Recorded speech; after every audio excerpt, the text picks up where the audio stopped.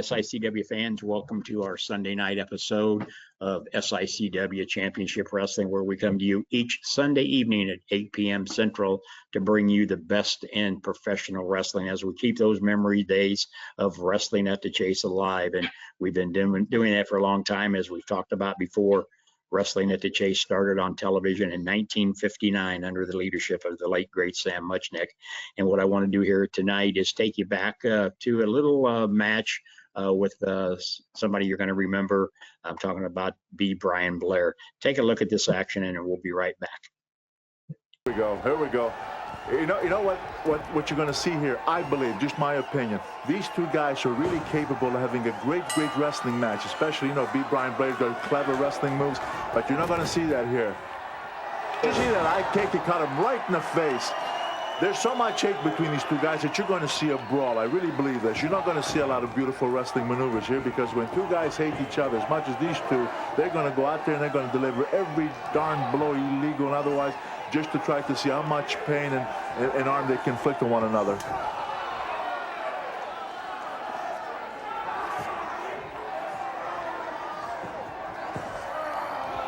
Look at this. I mean, Spivey, look at this with that chokehold here. And he's really putting that weight behind it. I'll tell you what, when you put that 350-pound, slingshots right in the middle of the ring. I'll tell you what, these guys, like as we said from the beginning, there's an awful lot of hate here. And these guys they're not going to be satisfied till one has really destroyed the other guy, really has done, real physical damage to him. Yeah, this is the war to settle the score, but... Hey, that bear hug. A guy like Spivey with that 350 pounds frame of his got an awful lot of power. And I'll tell you what, he can really do a number on Blair's back with this one, because he is powerful. Yeah, it looks like he's crushing his ribs, Bruno.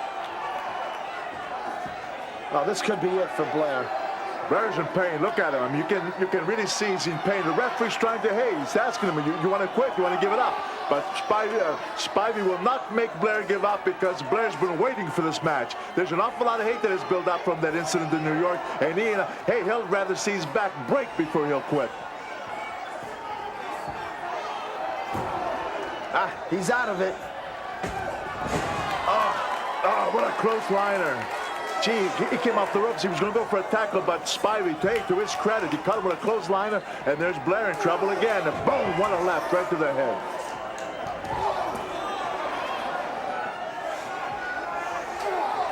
Yeah, but I got to tell you, Blair's going to come back. I can feel it. I know it in my bones. He's going to come back. There it is. No. There he goes with that hangman again. Bruno, that looks like a big Bill Miller hold from years back. Hey, believe me, I've been in that situation, and I'll tell you what, you feel like your head's going to be torn off your body. And Blair, I'll tell you, he's feeling, see the boots. Good, right there, shot right midsection. But see, unfortunately, because he's turned away from him, and he's got to try to deliver that blow and get some continuity with it, so that to get this guy Spivey down a little bit, because so far it's been on Spivey. In all honesty, yeah, Blair needs to be outside the ring for a rehash of this. Backdrop, beautiful. Good move by Blair. Good move. Now, if he can get up, no, see, Spivey's getting up before he is. Losing the momentum here.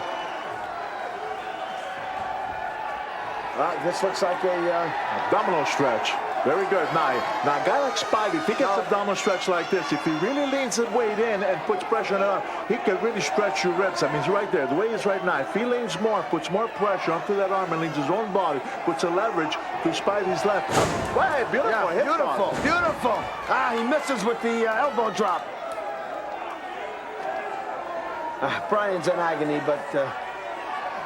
in this match, Blair will be like the cat with 9 lives. You can take 7 lives, but he's going to keep coming back. He's going to keep coming back. Oh, the neck breaker. This could be it. This could be it. 1, 2. No, Brian got out of it. Just in the nick of time. A split second, Bruno. I'll tell you what, that's a rarity. I've seen Spivey do that neck breaker to many a guy, and they don't get up. He got up because, like I say, sheer guts, because he knows he don't want to go down and defeat. With it. That kick, it wasn't strong, didn't knock him down. Come on.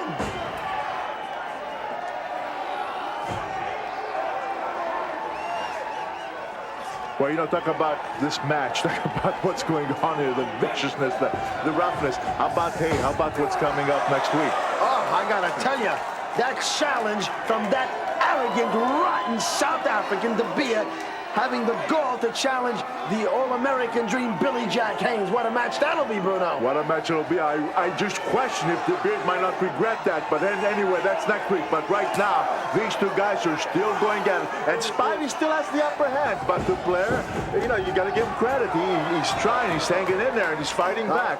He's fighting with everything he's got. It'll take everything he's got because I see a very determined Spivey. And look at this. Yeah, for the tremendous blow. Yeah, but look at they took a tremendous blow from the top rope. He didn't even go down. He's woozy, but he's still in there. Well, this is the first time I've seen Spivey where he's just coming back. It looked as if he was almost out of it. What is Brian doing? You see what he came out, center rope, lift up in the air, caught Spivey from the back of the head, and drove him down at first. Beautiful clothesline by Brian. Come on, if he can keep... another clothesline. He's got the big man down. Leg drop. If he can keep it up, if he can deliver some blows like this, mistake. Man, mistake. You don't aim, you don't threaten, you don't stop, you keep going. That little pause, it just gave Spivey enough time to hook him by the tights and jerk him over those top rope. Now they're both outside the ring. Both outside the ring. We don't want a disqualification here. Oh, jump right against the steel pole. Great move. Gee, I was going to say great move by Blair, but look at that. Didn't even face Spivey. Look at these guys going at it. Tooth and nail with these two. The 10 count. The referee. Well, they're so into this now. They completely ignored the referee. The referee gave a proper count, but they just weren't listening, and they still don't know what's happening. All they want to do is really continue on and look at this, right? I thought he was going to drive right through the hallway there. 5 pounds. Here's Ken Timms. Ken Timms. His opponent, ladies and gentlemen, from Tampa, Florida, at 230 pounds, meet Brian Blair. Brian Blair, your referee, George Scott Jr. At ringside, Gordon Soley here. Brian Blair in the light blue trunks going up against Ken Timms. Beautiful. Go behind. High waist cinch takedown by Ken Timms and Blair. A nice escape. Both men back on their feet once again. Collar and elbow. Ken Timms now with a side headlock on Brian Blair. And it's Blair dropping to the canvas this time. Caught him coming off. Beautiful shoulder smash. Caught Timms in the chest into a salto. Well executed salto by Brian Blair, but Timms has his foot over the ropes, and so consequently the referee calls for the break. Front chancery now by Brian Blair has Timms in trouble once again.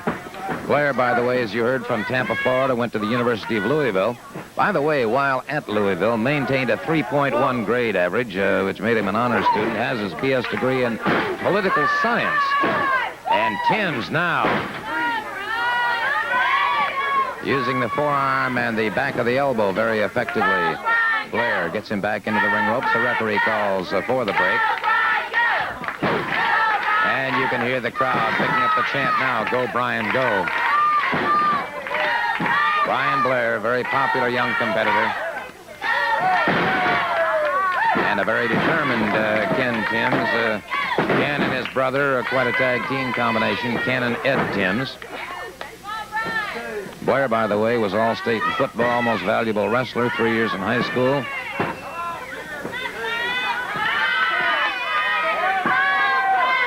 Back into the ring ropes now, the referee calling for the break. Timms using that shoulder very effectively on the break.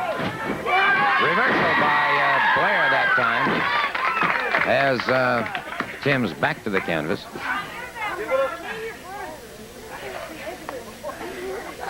All right, Blair keeping a front chancery now. Underhooks the arm into a takedown.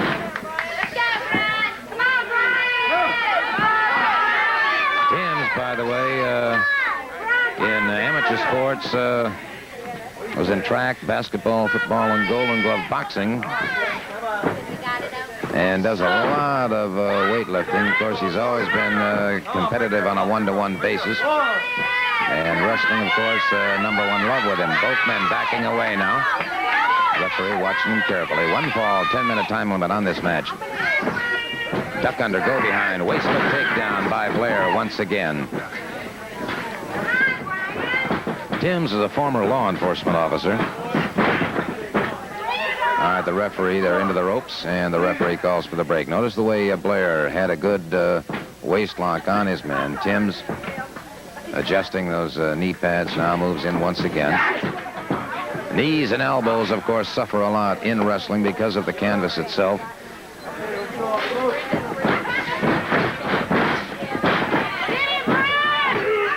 Blair caught him. Airplane spin by Brian Blair.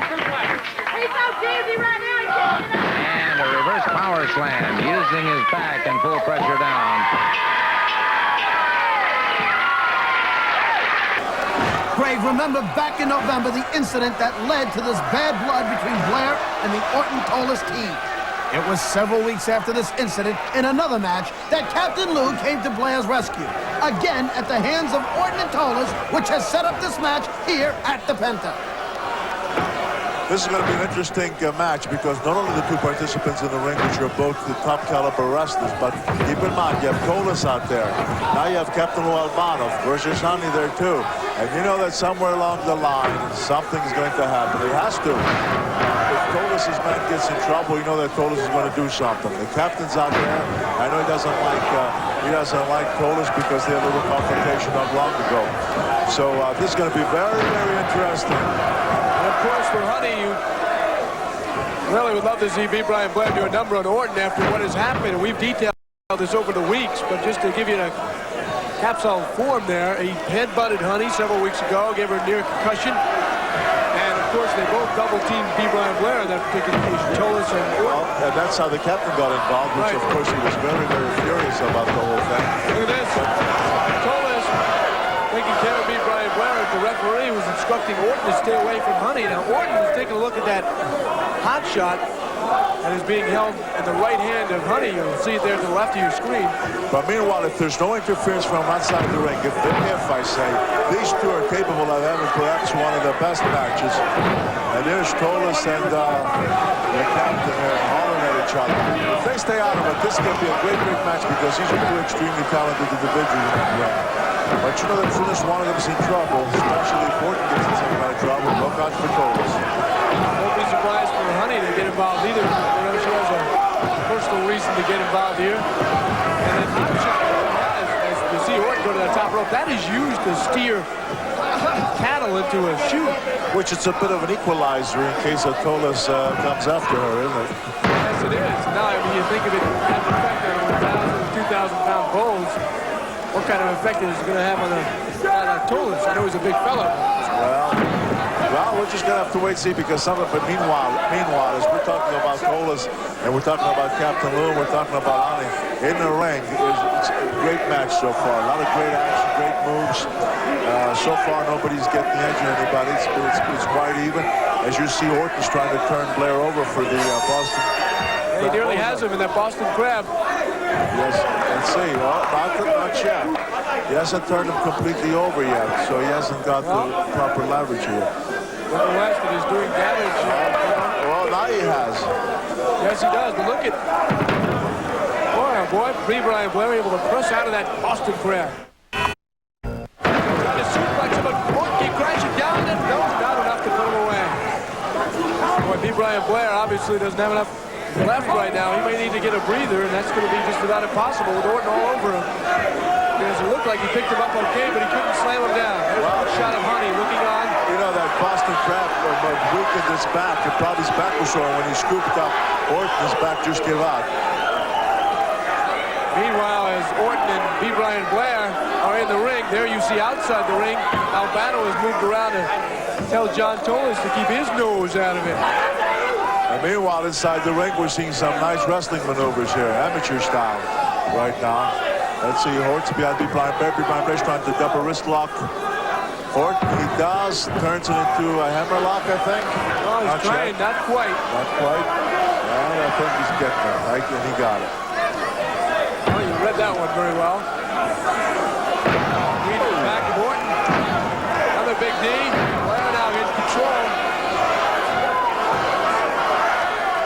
This is a terrific matchup. Very good match. And you see Tolis looking on. I would love to see this match where Tolis stays out of it. And I know if Tolis stays out of it, Captain ain't going to interfere. And then I want to see which one of these two individuals will come out on top. Because these guys are so evenly matched that it'll be interesting to see who will make the fatal mistake. It'll cost them the win. But with Tolis out there, who knows what's going to happen. Don't count on Honey. You keep counting on Honey, Bruno. Now Blair, look, Blair is he was going like for front face lock. This is a very punishing hold, this front face lock. Once applied properly, you know, to people that look at it, they can't see it. But believe me, if you're caught in it, and it's properly applied, you can feel like your neck is going to snap. Very punishing. The arm is right around that neck and chin. I would think the chin area also would be damaged in that kind of maneuver. Captain Lou now calling over to you, Bruno. Well, the captain is not over. He's trying to keep his eyes open because he's watching the match, but he's keeping an eye on Tolis on the other side. And captain has promised to beat Brian Blair that he is going to wrestle, concentrate, because he will not allow Tolis to interfere. Concentrate on the match because this match will require its concentration. Orton working on the midsection, Bruno. In a very, very good match, as expected. This one as advertised. And there's Tolis, who has no business whatsoever on the apron. Unfortunately, Bruno, he is on the side where it's very easy to get up to the ring area because the steps are right near where he is standing. And he's on that lower step right now. As Orton trying to flip back to Brian Blair. Right in front of us. Now, hey, listen, you could be decapitated from that because the way Horton just hooked his legs and flung backward, Brian's neck came right underneath that bottom rope. And I thought you're right. Think about a choking maneuver. And you can see how red the back of Blair has got. His nails. Just during the course of this match. Orton, what's he going to do here? He's looking at that top rope. He drops right on the top rope and he bounces back and forth to the canvas. And he got him up there above that rope, so. Right now, you see Orton feeling pretty cocky because he thinks he's got things under control. He's taking his time. He's taking his good old time. And that might just turn out to be a mistake. Orton with a pinpoint elbow to the neck of B. Brian Blair. And now this is dangerous. He's got him in the corner where Tolis is. And go ahead. What an elbow smash right in the neck. And Tolis is getting over. Well, fans, you saw it, a gentleman who is no stranger to that squared circle. I got to tell you, everywhere Brian Blair appears in the ring or outside the ring when he's promoting such organizations as the one and only is close to my heart, the Cauliflower Alley, always does a great job. And now let's join Brian and I as we did a little interview talking about some of the past, the present, and the future. Brian, glad you could join us here on Sunday evening. Hey, I'm excited. Thank you, Herb. I mean, I am so excited to get back to St. Louis. I mean, that is where the Hive was created. I mean, people are buzzing. I'm getting all kinds of notices, emails, texts. When you come to St. Louis, I said, I'll be there May 17th and May 18th for the SICW Fan Fest 2. And everybody was buzzing. The Hive's alive. And I'm so excited, Herb. You know, you bring the best talent together, and this is going to be much better than SICW #1 because I already know you've doubled the talent or tripled it. You've got some of the best names in the wrestling industry, and I'm just happy to be part of it. Well, Brian, you know, the last time you was here, you came with our good friend Cauliflower. Was with us, and God rest his soul. What a guy. I still miss him, wish he was here because I know he'd be taking a part of SICW Fan Fest 2 with you. And right now, I think we're up to over 60 of the legends and special guests that's going to be joining us here in St. Louis with you. And it's always a treat and an honor to have you associated because of the action I just showed our fans. You know, you were always a crowd pleaser.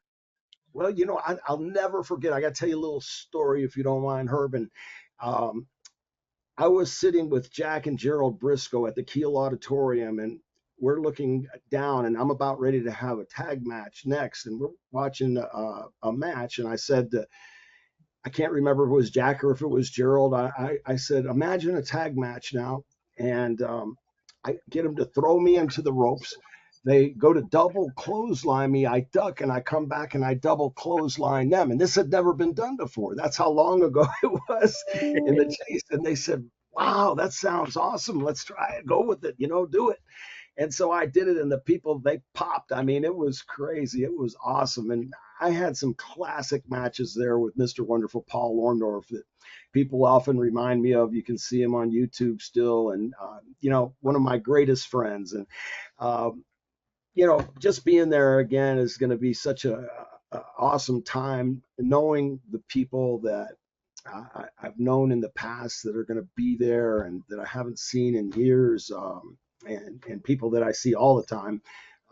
It's just like a family. When you come to the Cauliflower Alley Club, it's like family. When you come to a SICW event, it's like family. And I mean, this is going to be a big family, because I tell you, the Aviator Hotel and Ballroom is going to be packed. It is going to be packed with people, and it's going to be pandemonium. It's going to be the bee's knees, brother. Well, and that's what we're looking for, and that's why I wanted to get you on. A lot of the talent is agreed to come on and do some interviews with us, trying to get the word out there. But I thought, what better way to kick this off than have the president of the Cauliflower Alley Club come on and help promote this show, because it's we're keeping those memories alive. And as you said early on, St. Louis was the place. Wrestling at the Chase was the place to be. Kiel Auditorium, the Checker Dome, and like I said, a lot of the greats. You mentioned Gerald Briscoe. He's going to be with us in May. Just a great all-around guy. Him and his brother Jack had some of the greatest matches in St. Louis against the Funk Brothers. And like I said, if you wanted to make it in the wrestling business, you had to come to St. Louis. And I think you would agree with that, wouldn't you? Oh, absolutely. Sam Munchnick was a gem. Larry Matysek, these guys were household names, and just wonderful, classy people. These were the kind of guys that you don't always meet in the wrestling industry, because if they told you something, they did it. You believed them. And, it's like you, Herb. We could do business on a handshake, and you could do that with Larry or Sam. And it's a shame it's not like that all the time, but they were just, classy gentlemen. And I'm sure, they'll be watching us from above. And, you got the Hall of Fame inductions. And I can't tell you how many matches I've had with Orton Jr. I actually had one of my very first matches with his dad. And that was a long time ago, like 1978 when I first started. But Orton Jr. and I had lots of knockdown, drag out fights all over the world. And I'm glad he's very deserving of the Hall of Fame. Wendy Richter, Leilani Kai, Judy Martin, all tremendous female wrestlers. They were, women that broke that glass ceiling and just rose to the top. So you're loaded from talent, from top to bottom, stem to stern. I mean, east, west, north, south, east, west, ocean to ocean, coast to coast. Herb, man, you got the talent. You got the talent. Well, and that's what they told me. Last May we had 53 legends in, and of course I was always told by guys like Sam and Larry and Bruiser Brody that if you're going to do something and repeat it, you got to do it bigger and better. And so I'm pulling my hair out. We had 53 people in May, and now we're over 60, and the hotel's pretty well booked up. So I'm excited about it. But let's take a minute. You mentioned some things there about the handshake and about Bob Orton Sr. He was on the first card of Wrestling at the Chase in 1959, and of course the Orton family, Barry, and then Bob Jr. So there's a story right there with just the Orton family itself. So you're right. He deserves to be in any Hall of Fame that's out there. And then you talked about, couldn't it be good to do a handshake kind of like we do?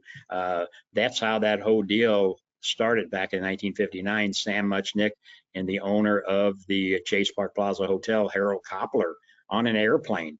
Right now, hey, Sam had the wrestling, Harold had the TV. He was looking for programming. They shook hands, and that's how that started.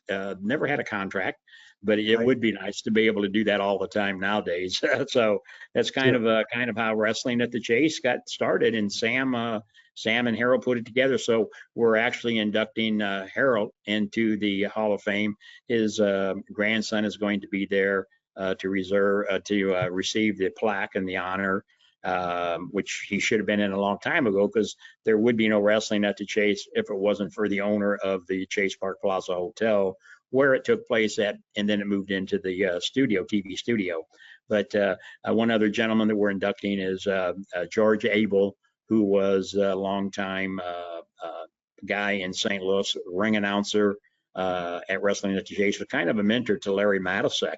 And his grandson's flying in to be there also. So, like you said, it's not only the wrestling talent, the people behind the scenes we're recognizing. And, the St. Louis Wrestling Hall of Fame is something that Larry and I had a dream of, and it came to fruition. And I think we're keeping it up because people like Johnny Valentine, Gene Kaniski, the Funks, the Briscoes, people like that are in the St. Louis Wrestling Hall of Fame. Unfortunately, we don't have any chauffeurs.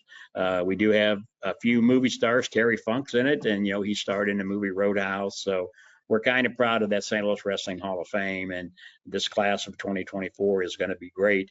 While I got you on here, I want to throw some names out that's going to be with us at the SICW Fan Fest too, and I just want to give the fans your opinion on some of them that you've been with. Sergeant Slaughter is going to join us.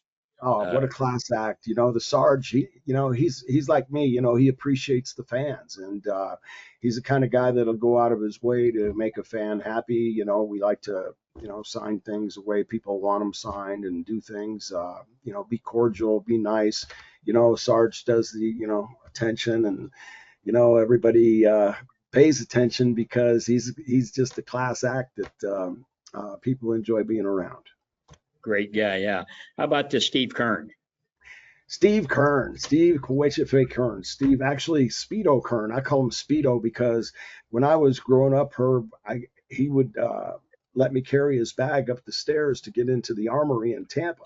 But then I had to skedaddle. But, I would sometimes hang around a little bit, and I noticed that everything he had Speedo. His underwear, his flip-flops had that name Speedo on them.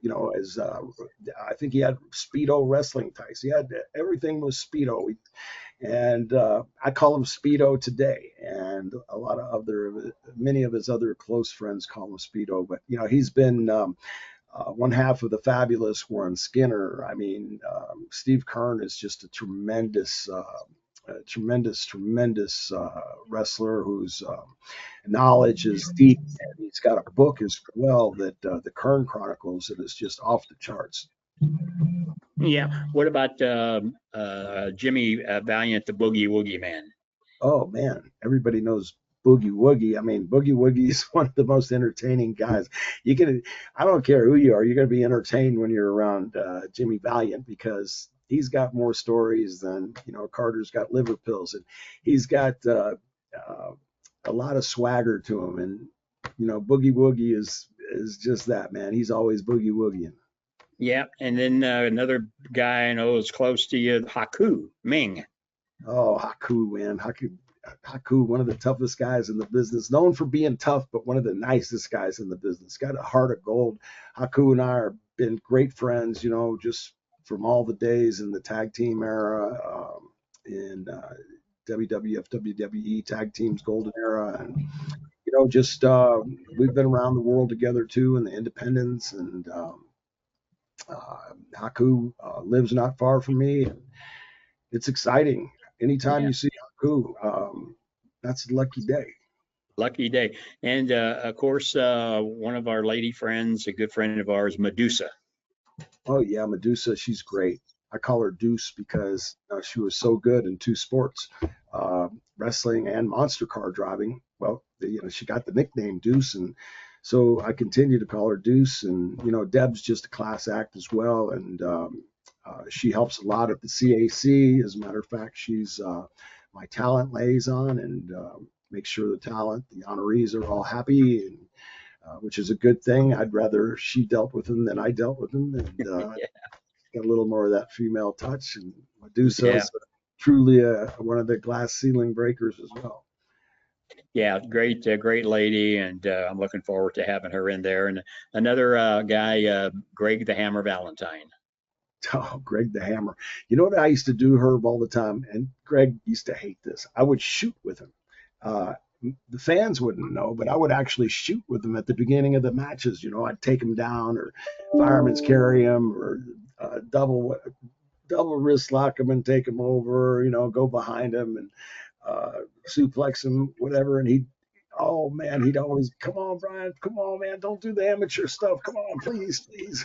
He used to, oh God, the Hammer, he's great. Yeah. What about Dr. D, David Schultz? Oh, Dr. D, you know, I was there the night he slapped Stossel, and boy, oh my gosh. Brunzell, I thought was going to cry that day. And Jimmy was scared. And, you know, it was a very tense situation in Madison Square Garden. And you never know what's going to happen with Dr. D's around. Hopefully he's mellowed out a little bit. I know he has.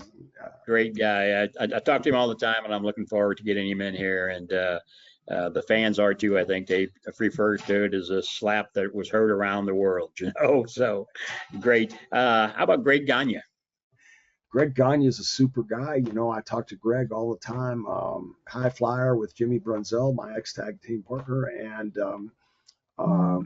Greg's got a action figure a company now that does action figures and all kinds of different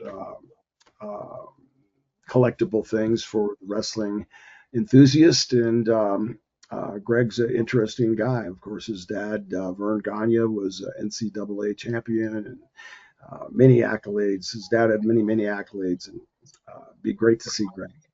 Yeah, I just heard they announced him and Arn Anderson and Magnum are starting a show, a streaming service where they're going to be talking wrestling. So that ought to be pretty interesting.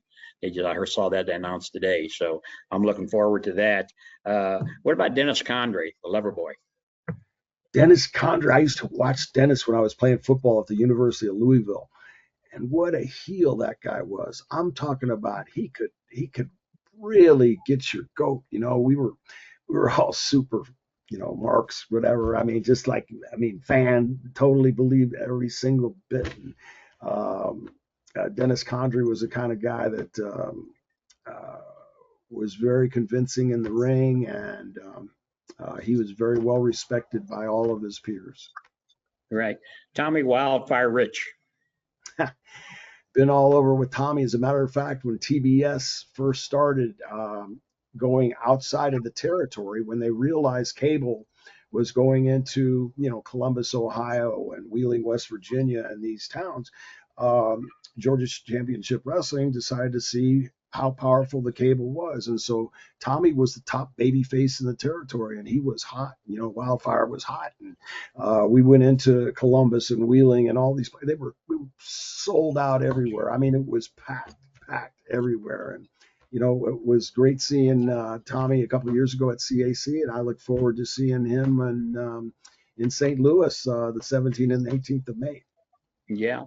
And here's a guy that everybody has got a story about. I know Abdullah the Butcher. Oh man, Abdullah, everybody's got a story about him. I was in Japan with Abdullah many times. He was my tag team partner on probably at least 10 tours. We were tag team partners and always hanging out together. And he asked me to go to the movies one time, Herb, and I said, well, what's playing? He said, it's something called Cannibal Holocaust. I said, Cannibal Holocaust, what is that? He goes, he said, it's like a you know, one of those creature feature type. I said, I don't like those movies. They make, you know, I can kind of get sick. And he started laughing at me. Oh man, you're not gonna get sick. He said, gosh darn it, come on, man. What, you called me a sissy and everything. We went to the movies. I'm not kidding you. They had these people impaled, and it looked as real as anything I've ever seen. And about 7 minutes into the movie, Abdullah was hurling everywhere.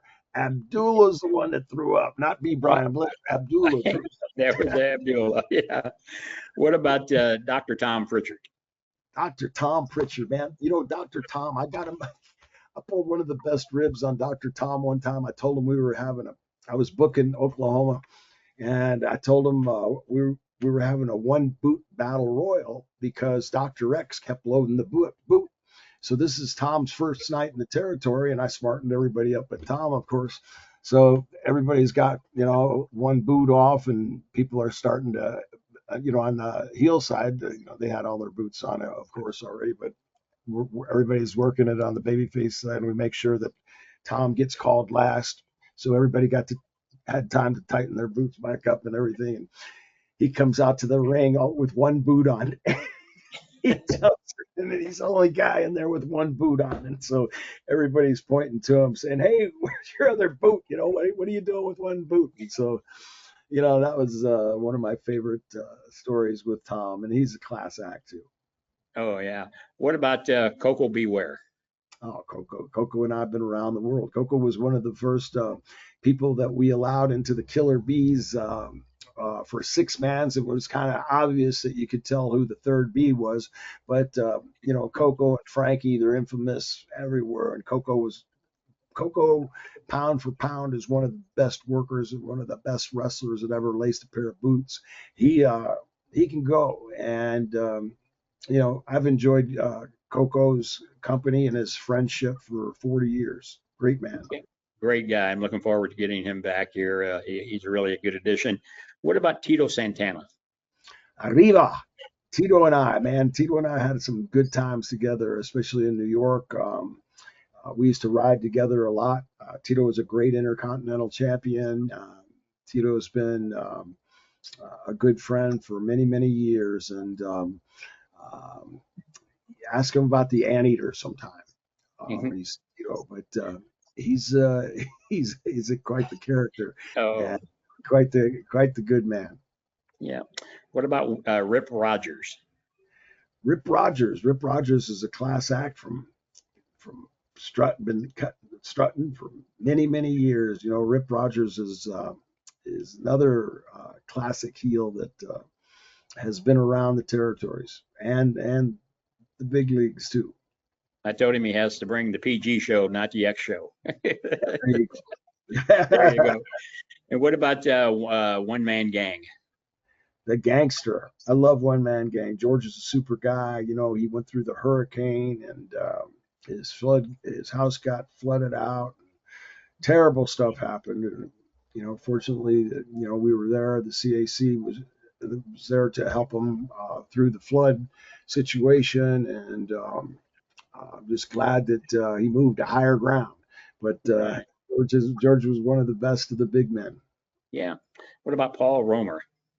Paul Romer's a great guy. Paul and I are going to Germany. Paul and I leave for Germany next week. So we leave on the 11th. I don't know when this will air, but Paul and I have been in Germany together by the time we get to St. Louis in May. So we'll have hopefully some fun stories to tell you about Germany. Yeah. What about Tugboat? Tugboat, man. Fred's a great guy. I love Fred. He's moved to Georgia now. But Tugboat was always a Floridian.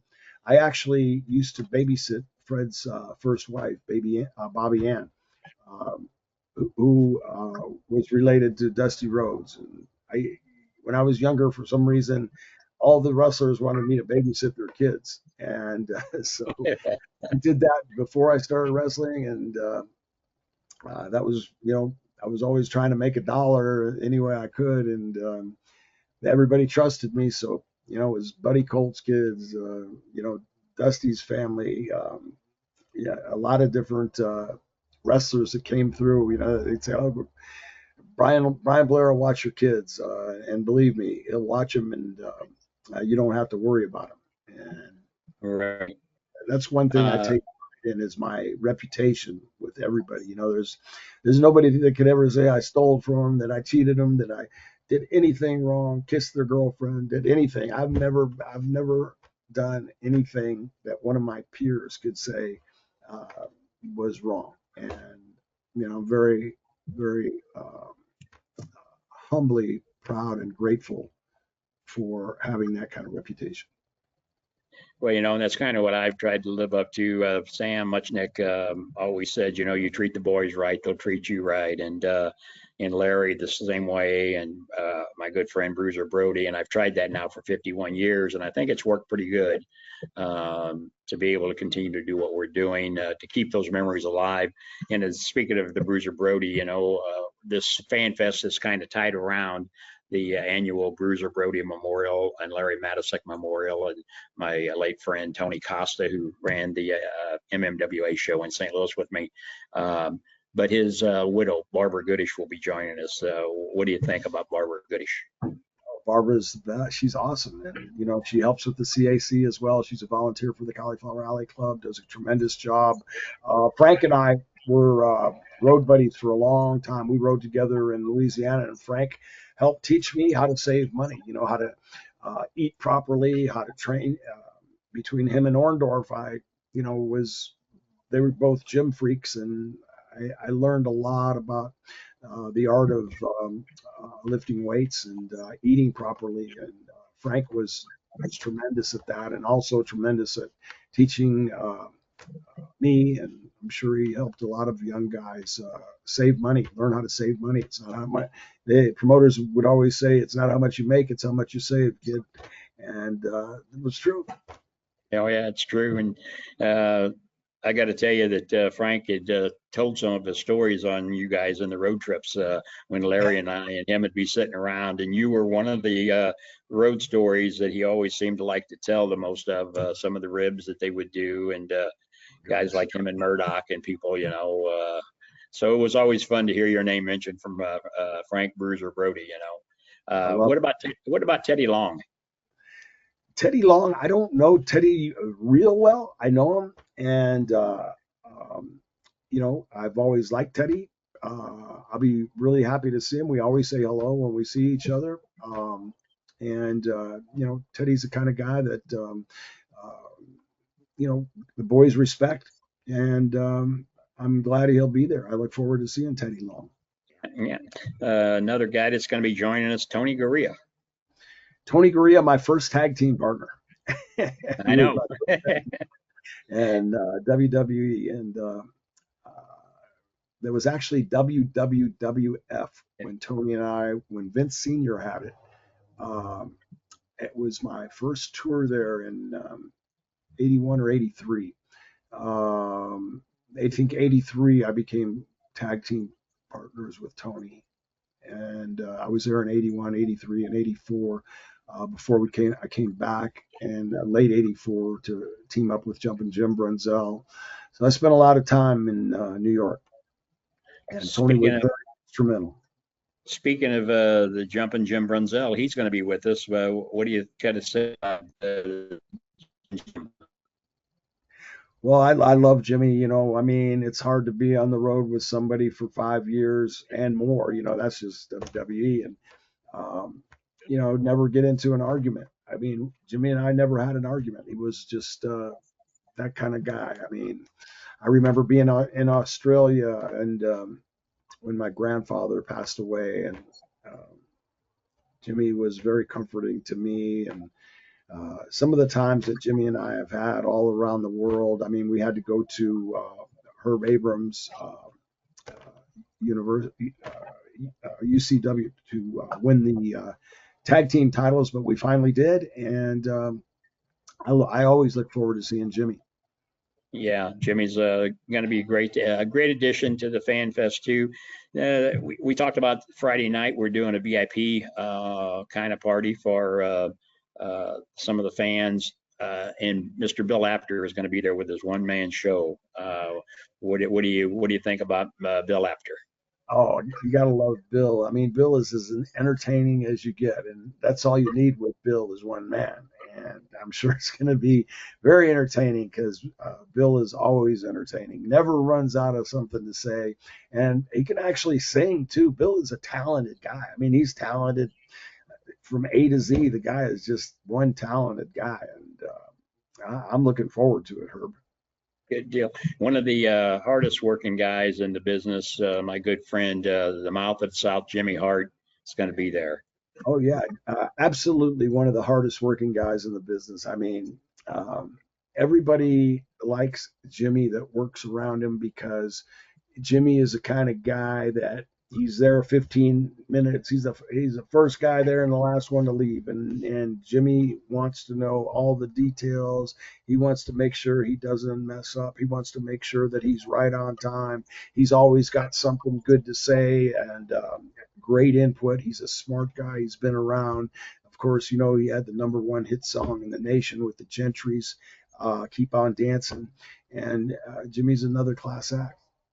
Great guy, I tell you. I keep telling him I'm going to get him a resident here so he can vote for me because he spends a lot of time here with SICW. So he's a great friend. Just a couple more, and then we're going to move on to another topic. What about The Godfather? The Godfather. Oh, Godfather is great. You know, when Godfather was in Vegas, I'd see him all the time, and he's just a super guy. He's very entertaining, another very entertaining guy, very interesting to listen to, very charismatic, and yeah, I'm excited about seeing The Godfather. Yeah, I want to take a minute here and give a shout out to GT Collectibles and Scott Wilder. They're two of the great group of guys that are helping bring in some of this talent like The Godfather, and it's great to have help on these type of projects because it's a logistic nightmare when you've got over 60 legends and special guests you're trying to arrange. You know, getting the flights arranged and all of that. As you know, you've lived your life in an airplane quite a bit or on the road. But Scott Wilder and the guys, Tommy from GT Collectibles, doing their part. They were here last year, helped me out, and they saw it was a success for them, and that's why they're coming back this year. And I'm really appreciative to them coming in. Dan DeBeest Severin, what can you tell our viewers about Dan DeBeest? Dan is a great guy. I just started a podcast, I know, and Dan and I had a great match in Tampa, Florida. Had never met each other, and I had a lot of respect for him for his UFC career, and he's a real beast. He learned the art of pro wrestling very well, adapted into the business very well, and got the kind of guy that I really like to have a match with. And I look forward to seeing Dan. Well, that's good. He's always he's been here before and done a little seminar for me once or twice, and it's helped train some of the students that we have. And, you know, we talked about Bob Orton. He runs the Ace Wrestling Academy for me, and training the new talent for the future. We've talked about the Fan Fest, which is really what we wanted to talk about tonight, but also I want to talk about what I know is close to your heart and mind, and that's the Cauliflower Alley Club, and you're the CEO, president. Tell our viewers a little bit about the Cauliflower Alley and why it's important to try to support it and become a member. Well, the Cauliflower Alley Club is the only 501c3 not-for-profit in the entire world for professional wrestling. We are an organization that has grown by leaps and bounds, just like you, who you work for. You're a volunteer, Herb, for the CAC, and we're just a group of volunteers that work very hard to raise funds to help people from the professional wrestling industry that made a full-time living in the professional wrestling industry when they fall on difficult financial times, and we're there to pick them up. And since I've been president for the last 10 years, president and CEO, we've given away almost $1 million. And, you know, that's a lot of money because, you know, wrestling has no union. We don't have anything to fall back on. And, you know, we don't turn anybody down that really needs help as long as they qualify, and it's not for, you know, alcohol or drug use, of course. And you can become a member for only $35, and then you can attend our reunion. We have the 58th reunion. It's going to be so exciting. Sting's going to be the talent's going to be tremendous, but that's in August. So we want to make sure we hit the Fan Fest first, but later on after the Fan Fest, you check out the CAC and come to our reunion August 19th through the 21st. And that's our biggest fundraiser to help these guys and everybody. If you love wrestling and especially if you're part of the industry, but either way, you need to be a member of the Cauliflower Alley Club. So go to Cauliflower, like the vegetable, or like the ear, Cauliflower Alley club.org and sign up today. Well, and I think it's worth mentioning that I personally know people that has been helped by our organization, and it's been done with a matter of a phone call. I mean, I think it's something that I tell the workers in the business, it's like a supplemental insurance policy for a small fee that, if you've been in the business and you fall on hard times and you meet the criteria that's been set up by the executive board, which is very lenient, I believe, as far as getting them the help. You don't have to jump through a lot of hoops. So it's really worthwhile. In fact, I believe in it so much. Rich Engling had came to one of our shows, if you remember, and I made the offer that anybody who signed up that night got free tickets for our SICW shows for the rest of that year. And I think he signed up, quite a few people that night. And I'm going to do that on the same thing the night of the wrestling show at the Fan Fest. I'm going to make the pledge that anybody who joins the club that night, because Darla Staggs is going to be there, and Barbara and Pam Morrison. We'll have enough people there to get them signed up. Then they'll be able to attend our shows free for the rest of the year at our show that we do for SICW. Now, that's a great deal. That's a great deal, Herb. I don't know, man, you're awful generous. And, I know that Darla and Barbara and Pam, they're dedicated. I love all three of them. And, they're like sisters together, and they're like my sisters. They work very, very hard for the CAC, and I'm so glad that they're going to be there. And my hat's off to you for doing that for the CAC. You're always doing something good for people, Herb, and that's why people enjoy working for you. Well, and it's we do it for the love of the business, like you and I've talked before, and that's what we're here for. I mean, it's been your life, your career. I tell everybody I was just a young man in the right place at the right time, and I've learned from people like you. You treat people with respect, and you get respect, and I think that you're a good role model for that. And I really appreciate what you do for that organization. If we can get Rich to come down on the Fan Fest night, he could kind of, because you give him a microphone and he tells everybody, give me your money, you're not leaving here until you join the CAC. So I'll have to work on getting Rich Engling to come down. That's what he did last time. I gave him a microphone and he took over the show, and that's what it was for. And then he even stayed over the next day for the TV tapings. And but it's a great organization, and for you fans that are watching this, if you heard what B. Brian Blair said, it's easy to get. You can become a yearly member or a lifetime member, and you can join us at the reunion in Vegas every year. That's a great time. It's a way to network for you promoters out there that I know tune in and watch this show. If you're not a member of it, shame on you. You should have everybody in your locker room as a member, because someday they're going to fall on that hard time, and the CAC is that group that you can be out there and help. Brian, I appreciate you taking this time this evening. I know you're a busy man. You're getting ready to leave the country and go do more business. But I'm looking forward to May 17th and 18th in St. Louis at the SICW Fan Fest to have you there. I'm looking forward to being there, and I'll be there, and I'll have Truth Be Told, my book, with me, and I'll have a few things, some photos and stuff, and I'm excited about being there, Herb. I can't wait. Thank you so much, man. God bless you. You're just such a class act, Herb. Thank you for everything you do. God bless you, and I can't wait to see you. Well, fans, you've heard B. Brian Blair. I mean, he's going to be live in St. Louis on May 17th and 18th. And we'll see you back here next Sunday evening right here at 8 p.m. SICW Fan Fest 2, May 17th and 18th. Aviator Hotel and Ballroom, St. Louis. Friday night, Bill Apter's one-man show.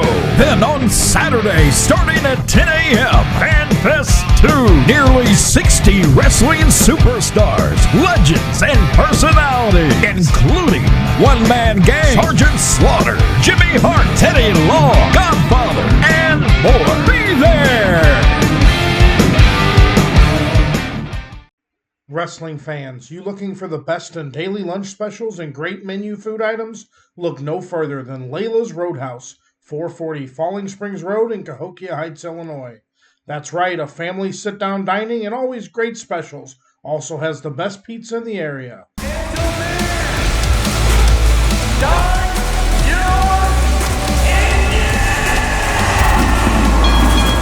Get ready for Melee on the Midway.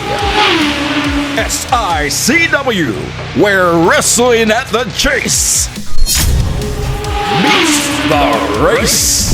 Wrestling, racing, and music. Saturday, June 1st, Worldwide Technology Raceway. For ticket information, go to SICW.org.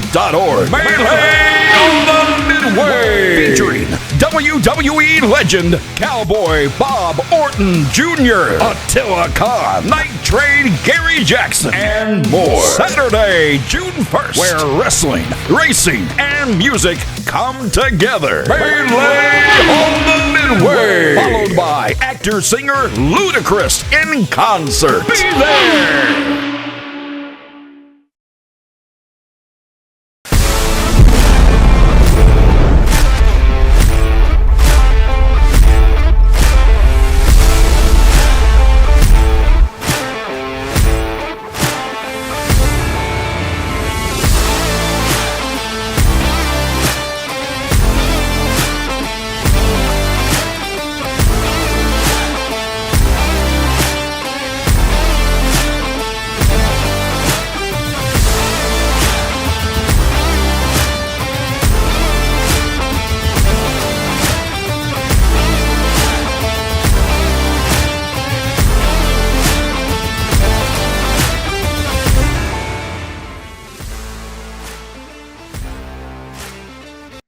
Wrestling fans, there's nothing better than barbecue and wrestling.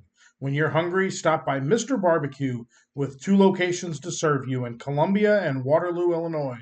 Great barbecue, cold beverages, and SICW wrestling.